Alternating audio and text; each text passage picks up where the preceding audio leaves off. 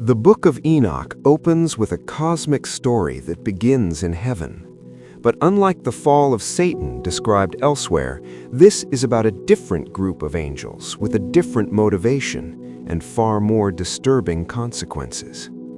The text introduces us to the Watchers, a special class of angels whose job was literally to watch over humanity. They were observers, guardians, perhaps even guides for early human civilization. But according to Enoch, these watchers developed a forbidden desire. Chapter 6 of the Book of Enoch describes it bluntly. And it came to pass when the children of men had multiplied, that in those days were born unto them beautiful and comely daughters. And the angels, the children of the heaven, saw and lusted after them, and said to one another, Come, let us choose us wives from among the children of men, and beget us children. Think about that for a moment. These aren't random demons or evil spirits. These are angels, heavenly beings with knowledge, power, and access to cosmic secrets, and they made a collective decision to abandon their divine posts and pursue relationships with human women. But here's the crucial detail that makes this even more calculated.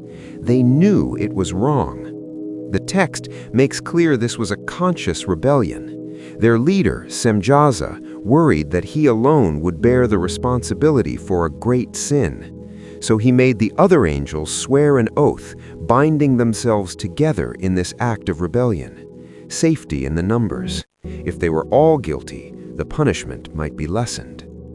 The Book of Enoch names exactly 200 of these watchers and lists their leaders. Names like Semjaza, Azazel, Armaros, Barakijal, Kokabel, and others. These aren't vague mythological figures. The text presents them as actual beings with specific identities and roles. These 200 angels descended to Mount Hermon. The name is significant. Hermon may derive from the Hebrew word harem, meaning devoted to destruction or under a ban. From the very location of their landing, the text seems to mark this as a cursed act. And then they did it. They took human wives, as many as they wanted, and according to the text, they began teaching humanity things that were never meant to be known by mortals at this stage of development. Azazel taught men to make swords, knives, shields, and body armor, the technology of warfare. He taught women the art of cosmetics, beautification techniques, and the use of precious stones. Other watchers taught enchantments, astrology, the cutting of roots for magic, and various forms of divination. Armaros taught the resolving of enchantments. Barakijal taught astrology. Kokabel taught the constellations. Ezekiel taught the knowledge of the clouds. Arakiel taught the signs of the earth. Shamziel taught the signs of the sun. And Sariel taught the course of the moon. Now, some of this might sound benign or even beneficial. Astronomy? Metalworking? What's the harm? But the text presents this as forbidden knowledge, information that humanity wasn't ready for, that would corrupt and destroy rather than enlighten. The knowledge of warfare led to violence and bloodshed. The knowledge of enchantments and magic led humanity away from God. And the knowledge of cosmetics and adornment led to vanity and lust. But all of this, the rebellion, the forbidden teaching, the corruption of humanity, was just the setup. The real catastrophe was about to begin with the birth of the Nephilim. When angels and humans mated, the offspring were not normal children. The Book of Enoch describes the Nephilim as giants of enormous size. Some traditions suggest they were over 300 cubits tall, which would be around 450 feet, though other interpretations give more modest estimates of 10 to 15 feet. Chapter 7 describes their birth. The Nephilim weren't just big. According to the text, they had appetites to match their size. They consumed all the resources that humanity could produce. They ate all the food, all the livestock, everything. And when humanity could no longer sustain them, the Nephilim turned to consuming humans themselves. And they began to sin against birds and beasts and reptiles and fish, and to devour one another's flesh and drink the blood. This isn't poetic language. The Book of Enoch describes these beings as becoming monsters, cannibalistic giants who terrorized the earth. But it gets worse. These Nephilim also began to breed among themselves and with humans, creating second and third generations of hybrid beings. Some traditions speak of different classes of giants with different names: the Emim, the Rephaim, the Anakim, all descended from this original corruption. The earth itself began to cry out. Enoch describes the planet as groaning under the weight of injustice and bloodshed. Humanity was being oppressed, hunted, and consumed by these hybrid beings that should never have existed. 4 archangels, Michael, Uriel, Raphael, and Gabriel, heard the cries of humanity and brought the situation before God. They reported on the chaos the watchers had unleashed. Thou seest what Azazel hath done, who hath taught all unrighteousness on earth, and revealed the eternal secrets which were preserved in heaven. And Semjazah, to whom thou hast given authority to bear rule over his associates, they have gone to the daughters of men upon the earth, and have slept with them, and have begotten giants. The text makes clear that this wasn't part of any divine plan. This was a cosmic violation, a corruption of the natural order that threatened to permanently damage creation itself.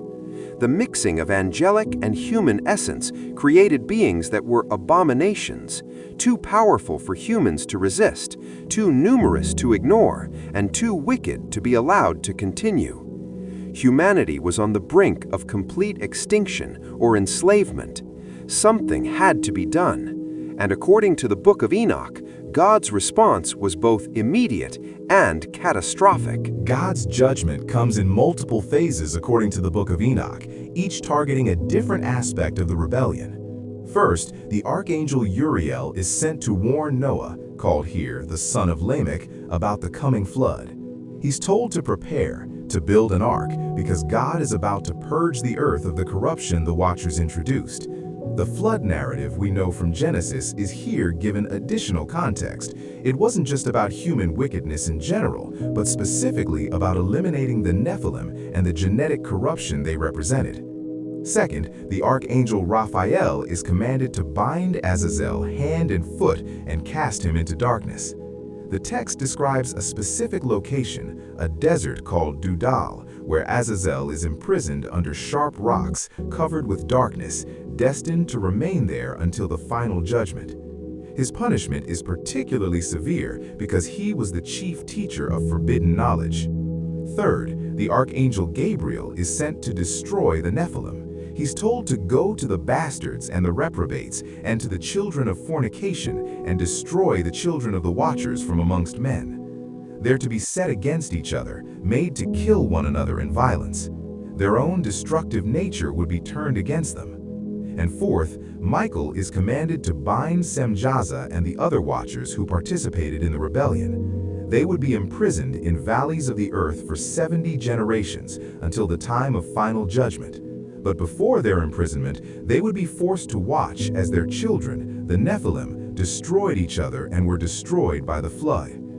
Imagine being an immortal angel, having rebelled for the sake of lust and physical experience, only to watch your offspring become monsters and then be destroyed while you're powerless to intervene.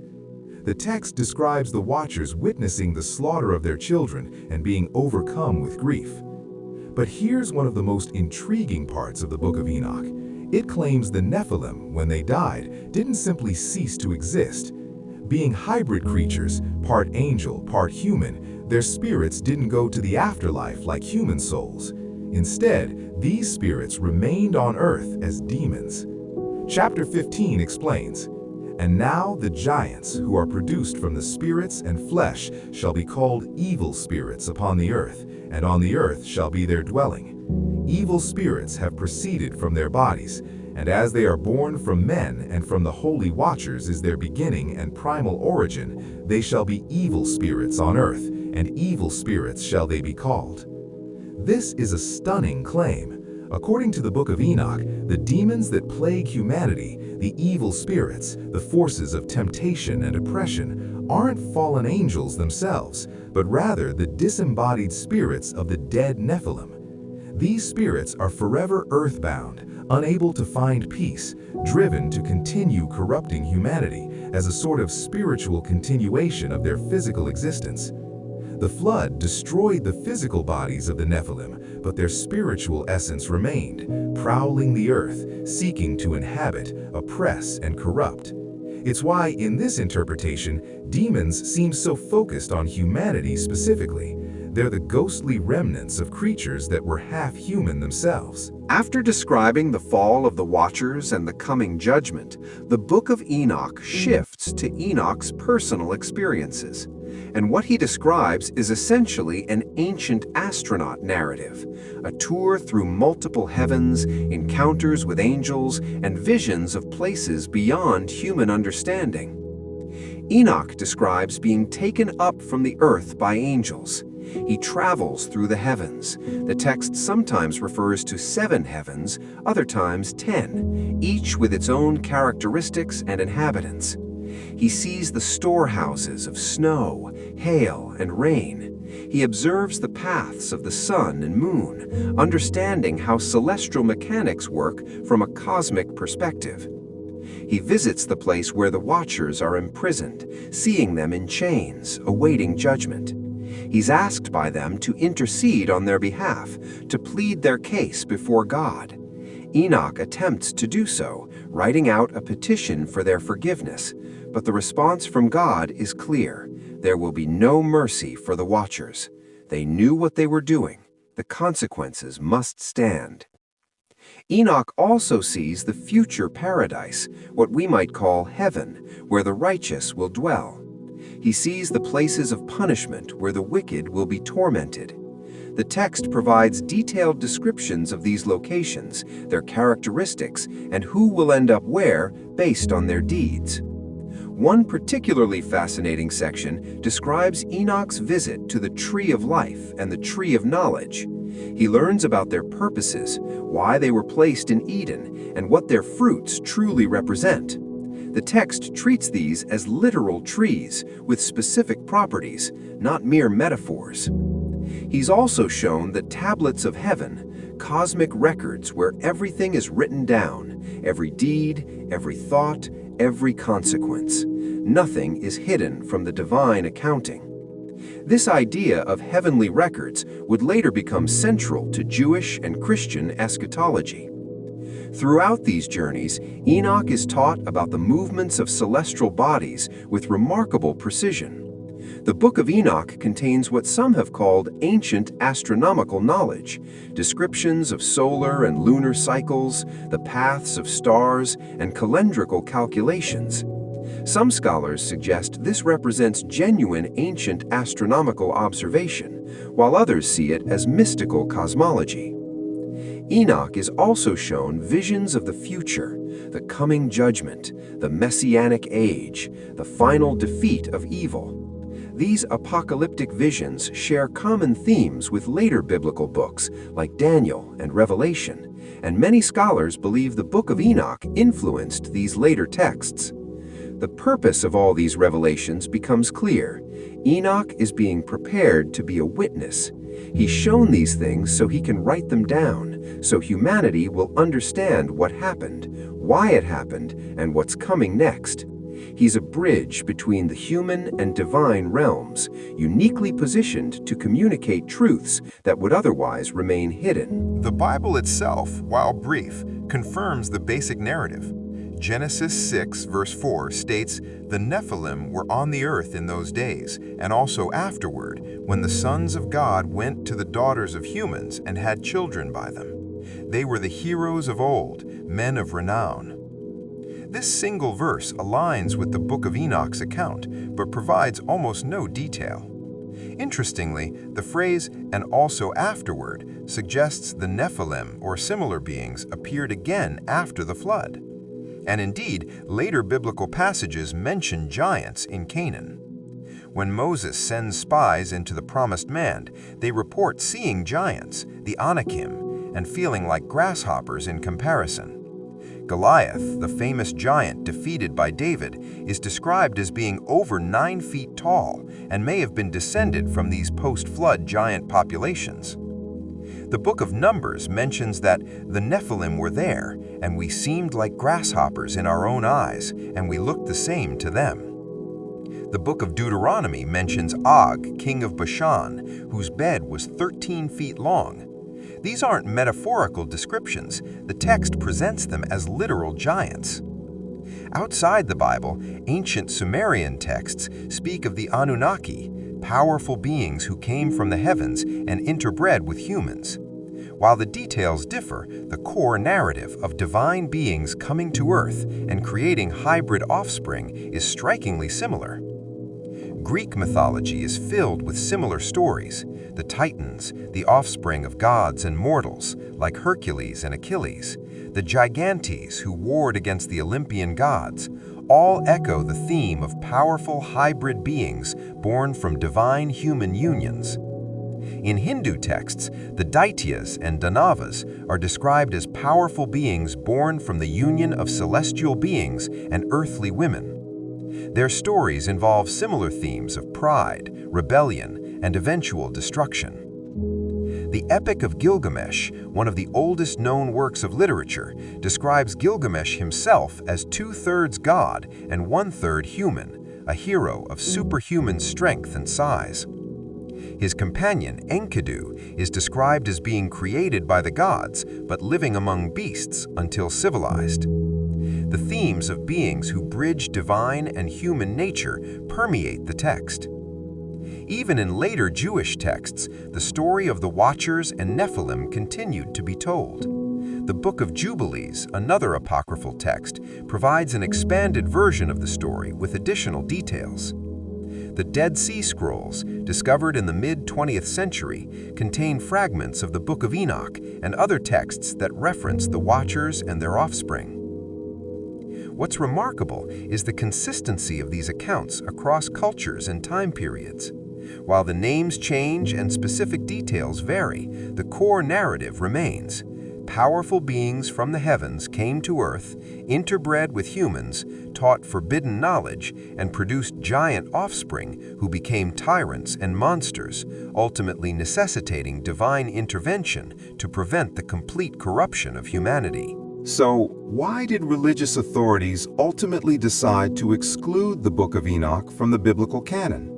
Why was this particular account deemed too problematic to preserve in mainstream religious tradition? Several reasons emerge from historical analysis. First, the book's detailed angelology and demonology created theological problems. It presents angels as capable of sin, lust, and rebellion in ways that later church doctrine found uncomfortable. The idea that angels could mate with humans raised questions about the nature of angels that many theologians preferred to avoid. Second, the graphic nature of the Nephilim account, with its descriptions of cannibalism, violence, and corruption, was considered too disturbing for ordinary believers. Religious authorities often operate on the principle of protecting the faithful from information that might confuse or mislead them.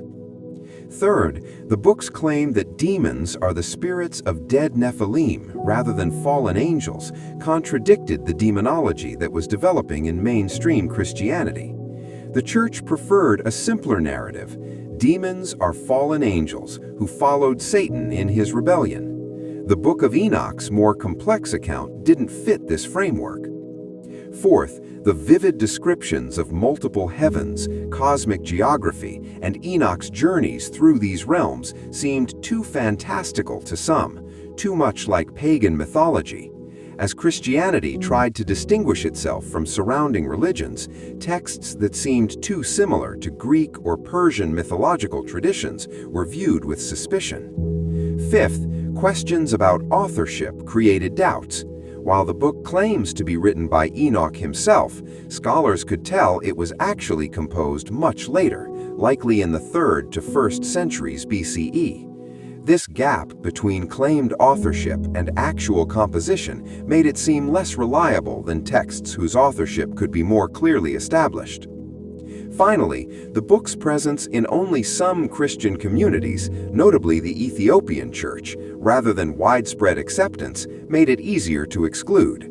When church councils in the 4th and 5th centuries were deciding which books would be in the official canon, they tended to include only texts that had near universal acceptance across Christian communities. But here's the irony. By removing the Book of Enoch, religious authorities created more mystery around it, not less. Its text became forbidden fruit, literally. Its exclusion made it more intriguing, more sought after, more controversial. When James Bruce brought copies back from Ethiopia in 1773, it created a sensation precisely because it had been hidden for so long.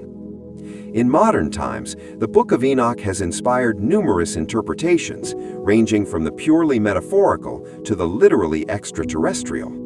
Some biblical scholars interpret the entire account as allegory, a mythological way of explaining the origin of evil and human corruption.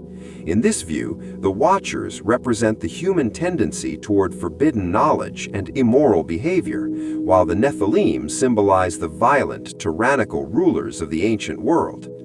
Others see it as containing historical memories of real events, though not necessarily supernatural ones. Perhaps the Watchers were a technologically advanced group of humans or a ruling class who took advantage of less powerful communities. The forbidden knowledge might be real technological or scientific knowledge that gave some groups an advantage over others. The giants might have been powerful warriors or rulers whose legends grew over time. Ancient extraterrestrial theorists, popularized by authors like Eric Van Daniken and Zecharia Sitchin, interpret the Book of Enoch as a literal account of extraterrestrial visitation. In their view, the angels, or Watchers, were actually aliens from another planet who came to Earth, interbred with humans, and created hybrid offspring. The forbidden knowledge was advanced extraterrestrial technology, and the Nephilim were the giant offspring of human-alien hybridization. This interpretation aligns the Book of Enoch with similar stories from other cultures: the Sumerian Anunnaki, the Hindu Vimanas, the Native American Star People, all potentially describing the same ancient extraterrestrial intervention in human affairs. Geneticists and biologists have occasionally speculated about whether the Nephilim account could represent ancient genetic manipulation. Could a more advanced group have practiced selective breeding or even early forms of genetic engineering to create larger, stronger humans? While there's no scientific evidence for this, the theoretical possibility has intrigued some researchers. Religious literalists, particularly in some Christian and Jewish traditions, take the account exactly as written. Angels literally came to Earth, literally mated with human women, and literally produced giant hybrid offspring. In this view, the supernatural is accepted without need for naturalistic explanation. God, angels, and demons are real entities that can physically interact with our world. What's fascinating is that each interpretation attempts to make sense of a text that clearly meant something to the people who wrote, preserved, and read it. Whether metaphor, history, extraterrestrial contact, or supernatural event, the Book of Enoch addresses fundamental human questions. Where does evil come from? Why is there violence and suffering? What is humanity's relationship to higher powers? And what does the future hold? The Book of Enoch remains one of the most mysterious and controversial ancient texts ever written. Its account of the Watchers, the Nephilim, and the corruption of the pre-flood world provides a detailed explanation for the brief references in Genesis that have puzzled readers for millennia. Whether you interpret it as literal history, religious allegory, cultural mythology, or something in between, the text addresses profound questions about human nature, the origin of evil, and the boundaries between the human and divine. The fact that it was excluded from most biblical canons doesn't diminish its historical importance or its influence on religious thought. Early Christians and Jews clearly found it meaningful. The Ethiopian church still considers it scripture, and modern readers continue to be fascinated by its vivid imagery and controversial claims. Perhaps the most important question isn't whether the Book of Enoch is literally true, but what truth it's trying to convey. Stories about fallen angels, forbidden knowledge, and the corruption of innocence appear across cultures and throughout history. They speak to something fundamental in human experience, the recognition that knowledge without wisdom is dangerous, that power without morality is destructive, and that the choices of the powerful have consequences for everyone. The Nephilim may be gone, destroyed by the flood according to the text, but their legacy, in the form of the demons that plague humanity, remains. And whether you interpret that literally or metaphorically, the message is clear. The corruption introduced into the world by pride, lust, and the pursuit of forbidden knowledge continues to affect us. So what do you think? Is the Book of Enoch a literal historical account? An allegorical warning? Ancient memories of real events? Or something else entirely? Let me know in the comments below. If you enjoyed this deep dive into forbidden ancient texts, make sure to like this video and subscribe to the channel. We've got more explorations of mysterious historical documents, suppressed knowledge, and alternative interpretations of ancient events coming soon. Thanks for watching, and I'll see you in the next one.